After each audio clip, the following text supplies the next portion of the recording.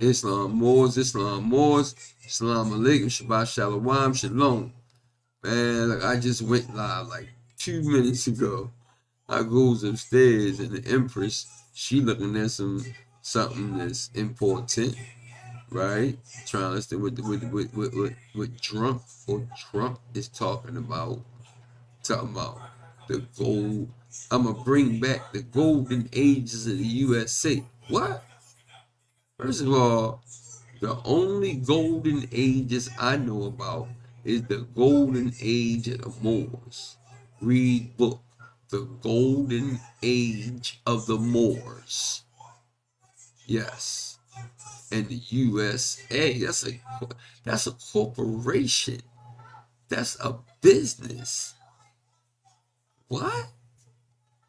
Ain't no country. Islam, Jeffrey Bay came in. Islam more keeping the light truth is right. Jeffrey Bay, Islam more. So yeah, man, I'm trying to figure out why he want to send all these immigrants back, but why they ain't gone back yet? Because we already know we got book White Cargo, read book White Cargo, and you'll find out who the real Slovenians are, who the real Slavs, who the Slavic is, who the slave is.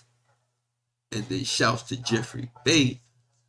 2 days ago, the brother Holly gave us another sweet book. They were white and they were slaves. So they flipped everything. Y'all gotta understand. Us revealers of light, all we gonna bring is truth. I have a word in this channel, brother, sisters. All I'm gonna do is tell the truth and holy breath. Now, if you don't understand the holy breath, that's why we have justice, love, truth, peace, freedom, and justice. Now, you can't understand holy. See, most demons don't understand our holy breath because we are God body, do right, revealers of light that take care of our babies, that take care of our women, that take care of our family, take care of our community, and to teach the truth. And that's what we do. We stand on our square, and it is what it is. I get it out the mud. I'm a contractor, amongst other things. I could build a whole skyscraper by myself. Heavy equipment operator, overhead lineman, gas mechanic, structural steel worker, iron worker. Man, do I got to go on and on and on? Okay? And then I got the young part when I was in, I got like, unfortunately, I got some of the street stuff too. And then I got the work stuff because my dad is more and he's serious. My dad's 75 right now. Will make a muscle the size of your head. And he's a more. And he don't even like, he said, son, do me a favor. He said, don't even bring me up with that social media stuff. He said, I don't like it. And first I was like, Pop. Then I understood. He right. He right. He right. Love, honor, respect your parents, man. And I felt that he was right. I don't trust it. I don't like it neither. But we gotta use our holy breath to teach. So let me let Trump go in. Shouts to Jeffrey Bay, Islam or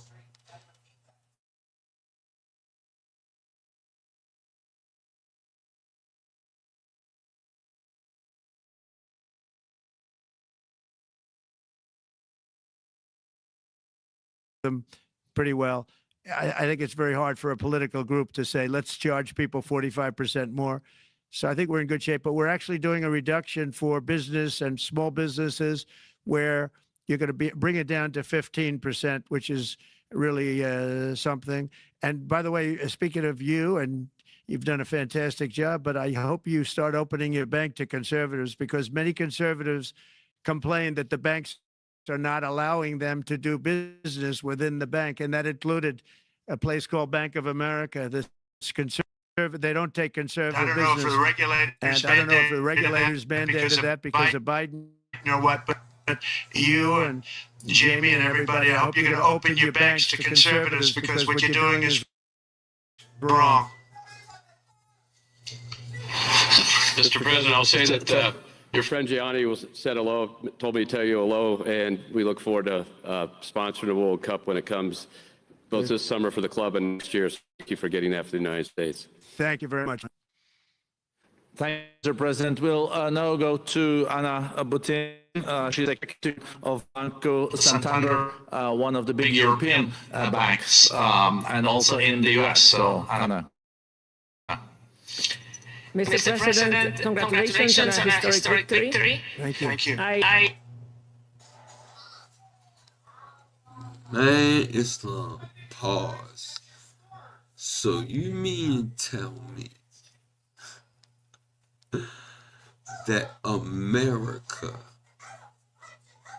is about to be ran by a gang of immigrant billionaires?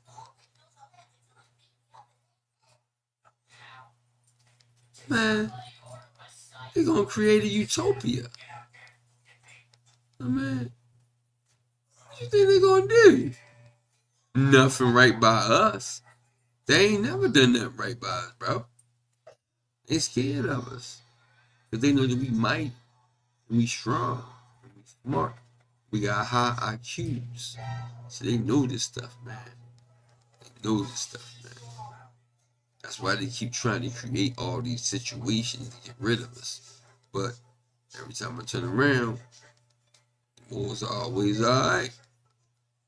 You know, a lot of these religious groups, all of them been yanked up for something. Catholics, they like boys. T.D. Jakes, he love freak-offs. Christians. Pro-black, polite, he locked up right now. Rashad Jamal, he gone right now. What else did I forget? Rashad Jamal.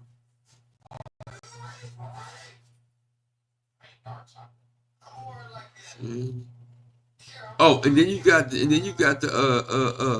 fake Ashkenazi Jews in New York.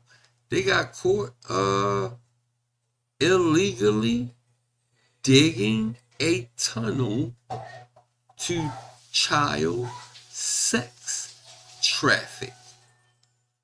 They got caught right before Sean Combs Doo-Doo got caught. They got caught first. But then they not plastering that all over everywhere. But all of you melanated people keep getting plastered up everywhere. I don't see Prince Harry plastered up. He was on the list. Why all this stuff is happening to you melanated people, but the immigrants and the pink people, they immigrants too. Like, come on, man. We got to stop all the in-house beefing.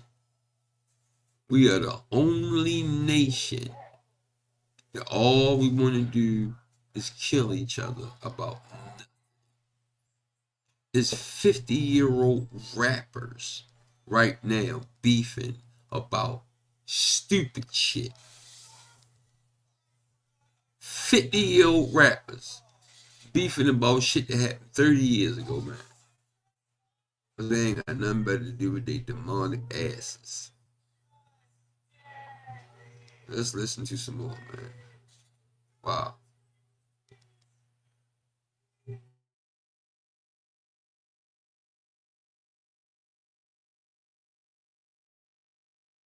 I believe you don't know me as well as my fellow panelists, so a few words.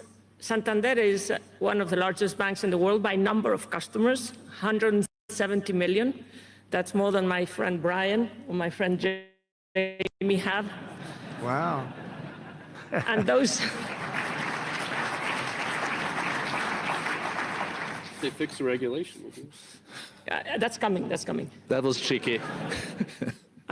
We're a big investor in the United States. We have many million customers, 12,000 employees. We're one of the largest auto lenders. And we recently launched a fully digital bank called Open Bank. We strongly believe banks have a pivotal role in the economy, and we can accelerate growth and help many more customers. That's what we're doing in the United States. So, as Brian pointed out, we very much welcome your focus on deregulation. Now, did y'all check her little smirk? Her little jokeful little smirk she gave? Alright, now, you can already see that she's from the other side of the Bering Strait. She's an Alaskan Malamute Husky, right? She's really an Eskimo, right? We know. How can a person or a people come to a land where they don't know the language, they don't know the important things? Well, let me stop. They do know the important things, but they don't know our language. So the point I'm making is this. I got 50, 60, 70, 80, 90-year-olds that can't get contracts for their companies. Why? Because they got overseers like her. They sign off on all the guala stuff. Let them get all the big jobs, $400,000 a year, $500,000 a year, $600,000 a year. Contracts. All y'all doing is sitting on zero turns and cutting grass in the park. But how come they didn't teach us that in school? How come they didn't teach us business in school? Why didn't they teach us how important it is to have a good credit score? Why did they teach us that?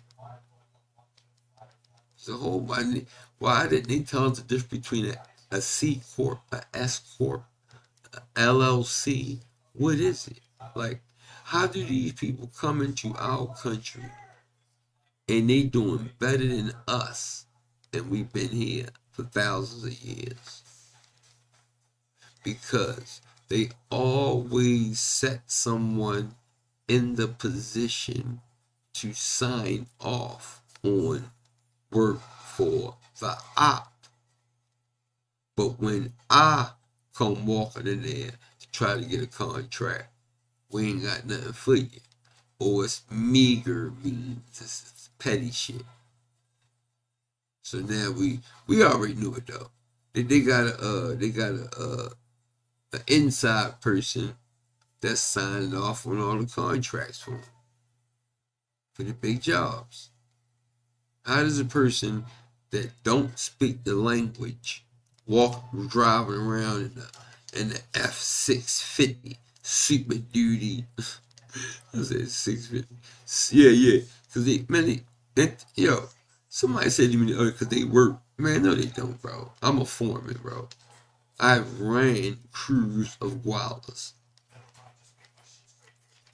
I've had to run them down because they somewhere hiding in the bathroom, hiding under a tree somewhere, sitting down, talking on their phone. Yo, that whole misnomer about koalas being super workers, that is a lie. Nobody does nothing better than us Americans. Nobody. Look at the codexes. Look at the codexes on how we used to carry them. Grab them by the head, they all teeny and little, and got the scimitar out. You hear me? Got the panther suit on.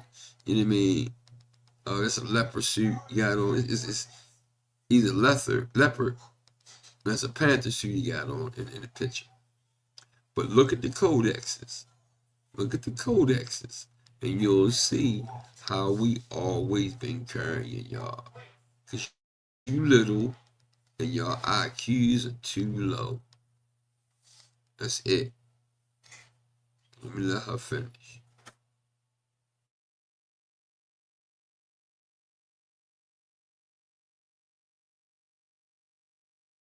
And reducing bureaucracy. So my question is, what are your priorities in this regard, and how fast is this going to happen?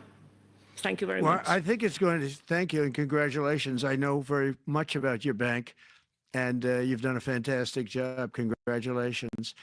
We are going to move very quickly. We've moved very quickly. We've done things in the last 3 days that nobody thought were possible to do in years.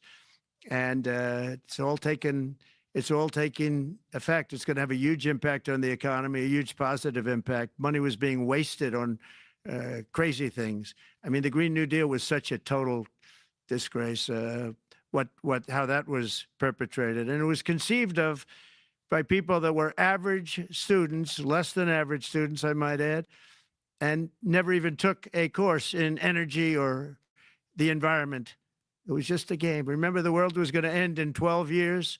Remember that? Well, the 12 years has come and gone. It was going to end. It was going to all foam into earth. But you know, the time has come. These people, and they really scared the Democrats large. I can't say the Republicans. The Republicans maybe could have fought harder to stop it, but it's been a tremendous waste of money. You know, during my 4 years, we had the cleanest air, we had the cleanest water, and yet we had the most productive economy in the history of our country. We had the most productive economy until COVID came. We had the most productive in the history of our country by far, and actually, you could look worldwide. We were beating everybody from China to everybody else. So, and we think we really now, with what we have learned and all of the other things that have taken place, we think we can even far surpass that. Actually, far surpass it. But we do. One thing we're going to be demanding is we're going to be demanding respect from other nations. Canada, we have a tremendous deficit with Canada. We're not going to have that anymore. We can't do it. I don't know if it's good for them. As you probably know, I say you can always become a state. And if you're a state, we won't have a deficit. We won't have to tariff you, et cetera, et cetera. But Canada has been very tough to deal with over the years. And it's not fair that we should have a $200 billion or $250 billion deficit. We don't need them to make our cars, and they make a lot of them. We don't need their lumber because we have our own forests, et cetera, et cetera. We don't need their oil and gas. We have more than anybody. So, you know, just as an example, with Mexico, we're dealing with Mexico, I think, very well. And we're just, you know, we just want to be treated fairly with other nations, because there's hardly a nation in the world, and I blame this on us, and I blame it on politicians that, for some reason, mostly it's stupidity, but you could also say other reasons, but mostly stupidity. They've allowed other nations to take advantage of the U.S., and we can't allow that to happen anymore. You know, we have debt. It's a very small debt when you compare it to the value of the assets that we have, but we don't want to do that. We want to just have debt be obliterated, and we'll be able to do that fairly rapidly. And a lot of good things are going to happen. And honestly, good things are going to happen for the world, and good things are going to happen for the people that are dealing with us, allies and beyond allies. One thing very important, I really would like to be able to meet with President Putin soon and get that war ended. And that's not from the standpoint of economy or anything else. It's from the standpoint of millions of lives are being wasted. Beautiful young people are being shot in the battlefield. You know, the bullet, very flat land, as I said, and the bullet goes, there's no hiding. And a bullet, the only thing going to stop the bullet is a human body. And you have to see, I've seen pictures of what's taken place. It's a carnage, and we really have to stop that war. That war is horrible. And I'm not talking economy. I'm not talking economics. I'm not talking about natural resource. I'm just talking about There's so many young people being killed in this war, and that's not including the people that have been killed as the cities are being, knocked down building by building. So we really should get that stopped. Likewise, in the Middle East, I think we've made a lot of progress in the Middle East, and I think that's gonna come along pretty well. Thank you very much. Thank you, Mr. President. So we know that the most consequential relationship in the world is between the U.S. and China. U.S. 28% of the global economy, China close to 20. That's almost half of the global GDP. And we know that you called President Xi Jinping last Friday. We heard that you had a good discussion. How do you see the relationship between the U.S. and China in the next 4 years under your leadership? He called me, but I see it very good. I think that we're going to have a very good relationship. All we want is fairness. We just want a level playing field. We don't want to take advantage. We've been having massive deficits with China. Biden allowed it to get out of hand. He's $1.1 trillion deficit. It's ridiculous. And it's just an unfair relationship. And we have to make it just fair. We don't have to make it phenomenal. We have to make it a fair relationship. Right now, it's not a fair relationship. The deficit is massive, as it is with other countries, a lot of Asian countries, actually. But we have deficits that are very big, and we can't keep doing that. So we're not going to keep doing that. But I like President Xi very much. I've always liked him. We always had a very good relationship. It was very strained with COVID coming out of Wuhan. Obviously, that strained it. I'm sure it strained it with a lot of people, but that strained our relationship. But we always had a great relationship, I would say, and we look forward to doing very well with China and getting along with China. Hopefully, China can help us stop the war with, in particular, Russia, Ukraine. They have a great deal of power over that situation, and we'll work with them. And I mentioned that during our phone conversation with President Xi. And hopefully we could work together and get that stopped. We'd like to see denuclearization. In fact, with President Putin prior to an election result, which was frankly ridiculous, we were talking about denuclearization of our two countries, and China would have come along. China has a much smaller right now nuclear armament than us, or field than us, but they're going to be catching it at some point over the next 4 or 5 years. And I will tell you that President Putin really liked the idea of cutting way back on nuclear. And I think the rest of the world, we would have gotten them to follow. And China would have come along too. China also liked it. Tremendous amounts of money are being spent on nuclear. And the destructive capability is something that we don't even want to talk about today because you don't want to hear it. It's too depressing. So we want to see if we can denuclearize, and I think that's very possible. And I can tell you that President Putin wanted to do it. He and I wanted to do it. We had a good conversation with China. They would have been involved, and that would have been an unbelievable thing for the planet. And I hope it Mr. can be President, started when up you're again. back here in Davos next year, will there be then a peace agreement with Ukraine and Russia by then? Well, you're going to have to ask Russia. Ukraine is ready to make a deal. Just so you understand, this is a war that should have never started. If I were president, it would never have started. This is a war that should have never, ever been started. And it wasn't started during there was never even talk about it. I knew that it was the apple of President Putin's eye, but I also knew that there was no way he was going in, and he wasn't going to go in. And then when I was out, bad things happened, bad things were said, a lot of stupidity all around, and you end up with what you have. Now you have all these bombed out cities. They look like demolition sites with many people killed.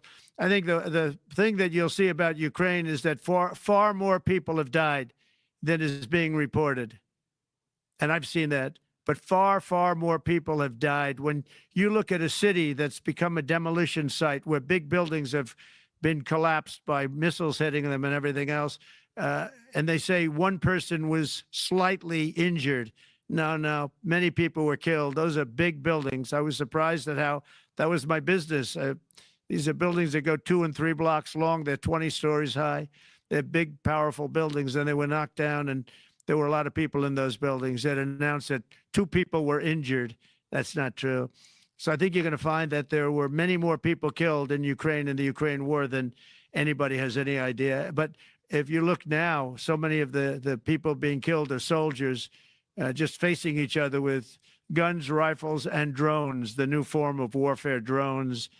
And it's a very sad thing to see. And when you see pictures of the fields that I see, nobody wants to see it. You'll never be the same.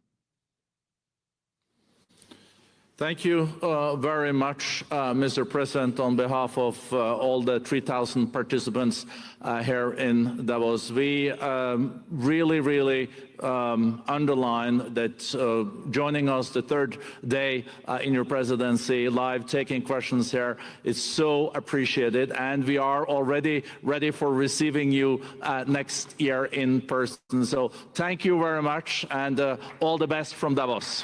Thank you. Thank you very much. Thank you.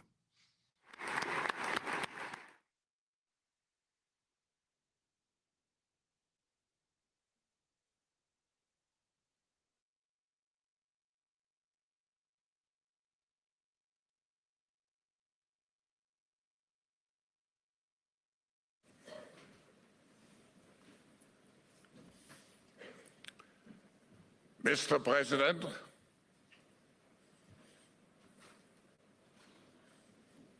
Hello. what great honor,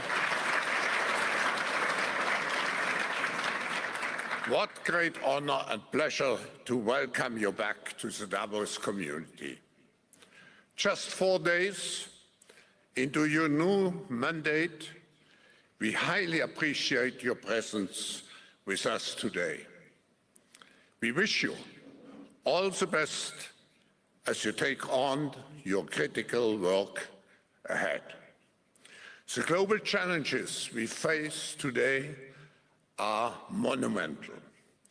The importance of American leadership and your personal leadership in this regard is fundamental and paramount. We are here to hear your vision and policies related to revitalizing the economy and addressing the global challenges. As you might expect, Mr. President, your return to office and your forthcoming policies have been at the focus of our discussions this week. The discussions among 3,000 political and business leaders from over 130 countries who came together here in Davos. We look forward to hearing first from you and then to the follow-up discussion with business leaders, moderated by my colleague, Børge Brende. Ladies and gentlemen, the President of the United States, Donald J. Trump.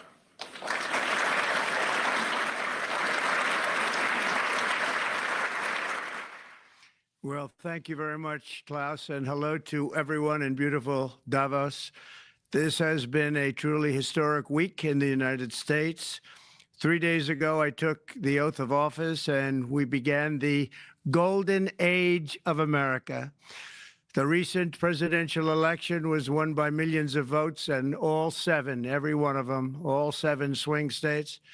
It was a massive mandate from the American people like hasn't been seen in many years, and some of the political pundits, even some of my so-called enemies, said it was the most consequential election victory in 129 years. That's quite nice. What the world has witnessed in the past 72 hours is nothing less than a revolution of common sense.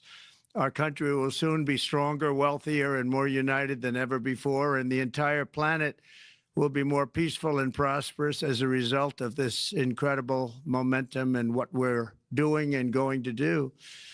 My administration is acting with unprecedented speed to fix the disasters we've inherited from a totally inept group of people and to solve every single crisis facing our country. This begins with confronting the economic chaos caused by the failed policies of the last administration.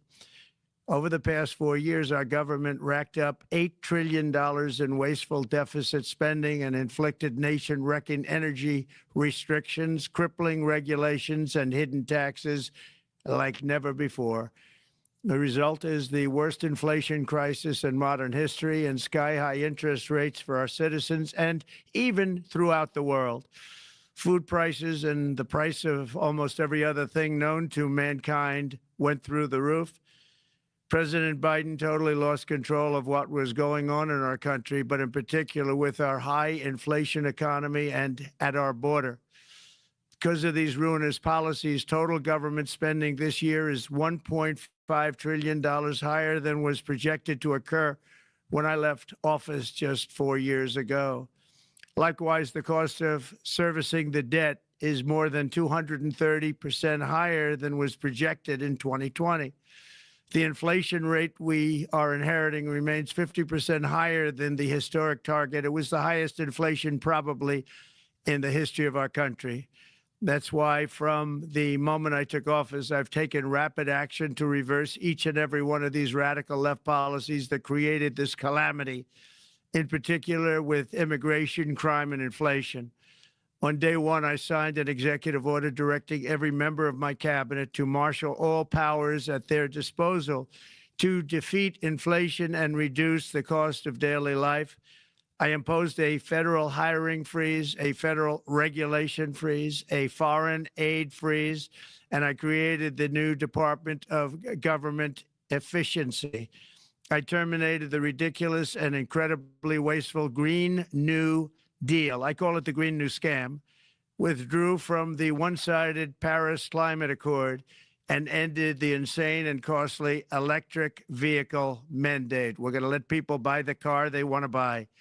I declared a national energy emergency, and that's so important, national energy emergency to unlock the liquid gold under our feet and pave the way for rapid approvals of new energy infrastructure. The United States has the largest amount of oil and gas of any country on earth, and we're going to use it. Not only will this reduce the cost of virtually all goods and services, it'll make the United States a manufacturing superpower and the world capital of artificial intelligence and crypto. My administration has also begun the largest deregulation campaign in history, far exceeding even the record-setting efforts of my last term. In total, the Biden administration imposed $50,000 in additional regulatory costs on the average American household over the last 4 years. I have promised to eliminate 10 old regulations for every new regulation, which will soon put many thousands of dollars back in the pockets of American families. To further unleash our economy, our majorities in the House and Senate, which we also took along with the presidency, are going to pass the largest tax cut in American history, including massive tax cuts for workers and family, and big tax cuts for domestic producers and manufacturers. And we're working with the Democrats on getting an extension of the original Trump tax cuts, as you probably know, by just reading any paper. My message to every business in the world is very simple. Come make your product in America, and we will give you among the lowest taxes of any nation on earth. We're bringing them down very substantially, even from the original Trump tax cuts. But if you don't make your product in America, which is your prerogative, then very simply you will have to pay a tariff, differing amounts, but a tariff which will direct hundreds of billions of dollars and even trillions of dollars into our treasury to strengthen our economy and pay down debt. Under the Trump administration, there will be no better place on earth to create jobs, build factories, or grow a company than right here in the good old USA. Already, Americans' economic, you can see this, I think, maybe even in your wonderful, wonderful room that you're all gathered together, so many of my friends, but Americans, the economic confidence is soaring like we haven't seen in many, many decades, maybe not at all. Upon my election, it was just announced that small business optimism skyrocketed by 41 points in a single month. That's the highest ever. There's never been anything like that. SoftBank has announced between a 100 and 200 billion dollar investment in the U.S. economy because of the election result. And just 2 days ago, Oracle, SoftBank, and OpenAI announced a $500 billion investment in AI infrastructure. Other companies likewise have announced billions and billions and billions, adding up to trillions of investment in America, in the United States. And it's also reported today in the papers that Saudi Arabia will be investing at least $600 billion in America. But I'll be asking the Crown Prince, who's a fantastic guy, to round it out to around $1 trillion. I think they'll do that because we've been very good to them. And I'm also going to ask Saudi Arabia and OPEC to bring down the cost of oil. You got to bring it down, which, frankly, I'm surprised they didn't do before the election. That didn't show a lot of love by them not doing it. I was a little surprised by that. If the price came down, the Russia-Ukraine war would end immediately. Right now, the price is high enough that that war will continue. You got to bring down the oil price. You got to end that war. They should have done it long ago. They're very responsible, actually, to a certain extent, for what's taking place. Millions of lives are being lost. With oil prices going down, I'll demand that interest rates drop immediately, and likewise, they should be dropping all over the world. Interest rates should follow us. All over, the progress that you're seeing is happening because of our historic victory in a recent presidential election, one that has become quite well known throughout the world. I think a lot of things are happening to a lot of countries. They say that there's light shining all over the world since the election, and even countries that we aren't particularly friendly with are happy because they understand what there is a future and how great the future will be. Under our leadership, America is back and open for business. And this week, I'm also taking swift action to stop the invasion at our southern border. They allowed people to come in at levels that nobody's ever seen before. It was ridiculous. I decided and declared to do, and very, very importantly, a national emergency on our border, immediately halted all entry of illegal border crossers, of which there were many, and began promptly returning the illegal trespassers back to the place from which they came. That action, as you've probably seen, has already started very strongly. I've deployed active duty U.S. military and National Guard troops to the border to assist in repelling the invasion. It was really an invasion. We will not allow our territory to be violated. After 4 long years, the United States is strong and sovereign and a beautiful nation. Once again, it's a strong, sovereign nation. In addition, I'm pleased to report that America is also a free nation once again. On day one, I signed an executive order to stop all government censorship. No longer will our government label the speech of our own citizens as misinformation or disinformation, which are the favorite words of censors and those who wish to stop the free exchange of ideas and, frankly, progress. We have saved free speech in America, and we've saved it strongly. With another historic executive order this week, I also ended the weaponization of law enforcement against the American people and, frankly, against politicians, and restored the fair, equal, and impartial rule of law. My administration has taken action to abolish all discriminatory diversity, equity, and inclusion nonsense. And these are policies that were absolute nonsense throughout the government and the private sector. With the recent yet somewhat unexpected great Supreme Court decision just made, America will once again become a merit-based country. You have to hear that word, merit-based country. And I've made it official, an official policy of the United States, that there are only 2 genders, male and female. And we will have no men participating in women's sports, and transgender operations, which became the rage, will occur very rarely. Finally, as we restore common sense in America, we're moving quickly to bring back strength and peace and stability abroad. I'm also going to ask all NATO nations to increase defense spending to 5% of GDP, which is what it should have been years ago. It was only at 2%, and most nations didn't pay until I came along. I insisted that they pay, and they did. because the United States was really paying the difference at that time, and it was unfair to the United States. But many, many things have been unfair for many years to the United States. Before even taking office, my team negotiated a ceasefire agreement in the Middle East, which wouldn't have happened without us, as I think most of the people in the room know.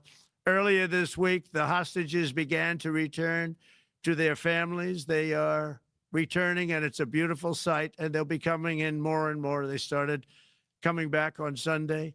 Our efforts to secure a peace settlement between Russia and Ukraine are now hopefully underway. It's so important to get that done. That is an absolute killing field. Millions of soldiers are being killed. Nobody's seen anything like it since World War II. They're laying dead all over the flat fields. It's a flat field farmland, and there's millions of Russians and millions of Ukrainians. Nobody's seen anything like it since World War II. It's time to end it. And here in America, we have big events coming up.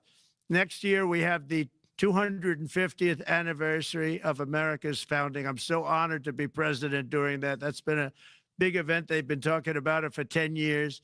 We also have the World Cup, and I understand Gianni's in the room. Infantino, he was very instrumental in helping us get it. He's there with you someplace, I think, and I want to thank him for that. And then we have the Olympics coming up, which I was instrumental in getting also in my first term. And who would have known that by skipping a term, I would get the Olympics? I was upset. I said, you know, I got the Olympics to come and I won't be president. But it turned out through a stroke of luck, or whatever you might call it, that I'm going to be president during the World Cup and the Olympics and the 250th anniversary. So that's going to be 3 big events. And we've accomplished more in less than 4 days. We have really been working 4 days than other administrations have accomplished in 4 years. And we're just getting started. It's really an amazing thing to see. And the spirit and the light over our country has been incredible. Under the last administration, our nation has suffered greatly, but we're going to bring it back and make it greater, bigger, stronger, better than ever before. I want to thank everybody for being with you. I would have been there myself, except the inauguration was 2 days ago. I thought it might be a little bit quick to make it the first stop, but we'll get there one day. We hope to get there. But I do appreciate, I heard the audience is fantastic, and many of my friends are in the audience, and I will be taking questions now from some very distinguished people. Thank you all very much.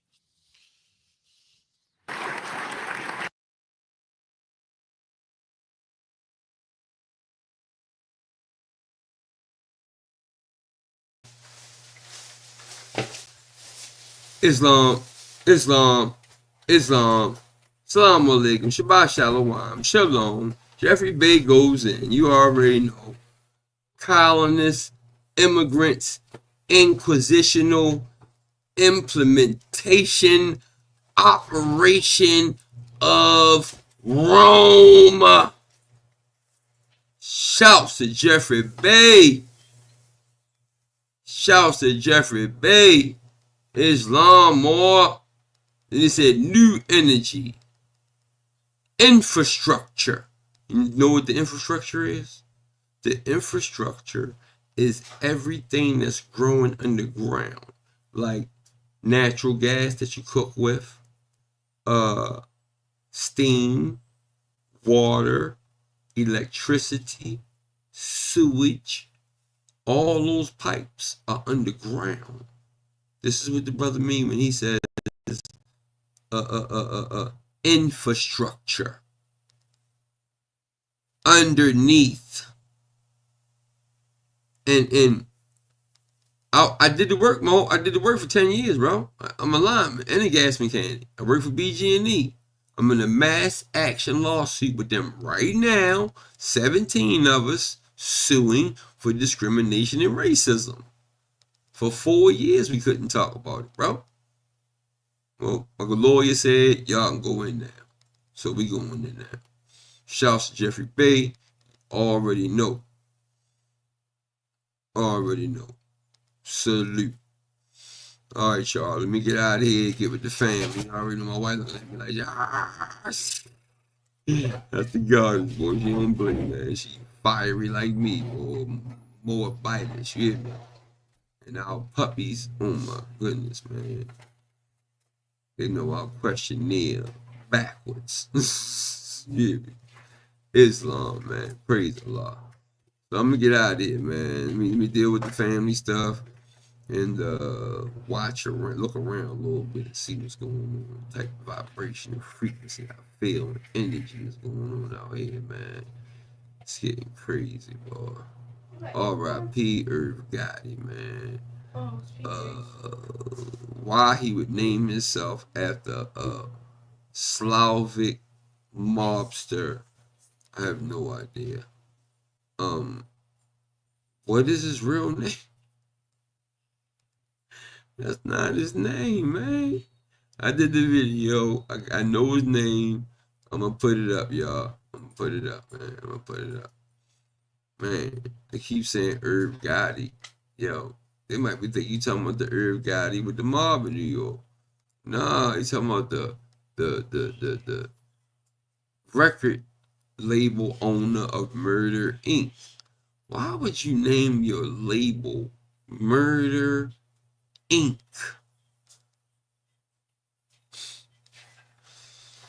Boy, and then y'all wanna know why Allah do what he do. Man, red apples, sellouts. This is what happens to them. So I'm gonna say that, brother. Rest easy, man. I'm gonna get out of here. Salam alaikum. Shabbat shalom. Shalom. Keep your head on the swivel and don't play no games with these damn immigrants. We need to start whipping them every time we see them. Straight up. Peace, man. Peace.